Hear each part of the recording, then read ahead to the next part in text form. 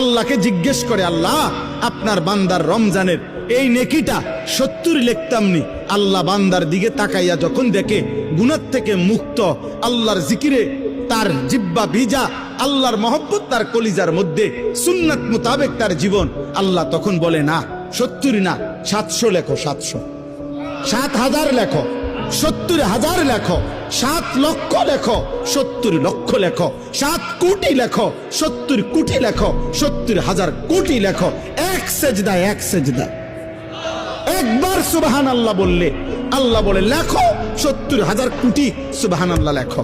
কোন কোন বেলায় আল্লাহ মহব্বতের জোশে, আল্লাহ তার মায়ায় আল্লাহ বলে, ফেরেশতা তুমি লিখো না, সাআকতুবু, আমি আল্লাহ নিজেই লিখবো।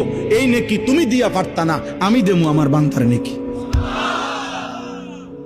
বলেন বাপ, বলেন। আহাজ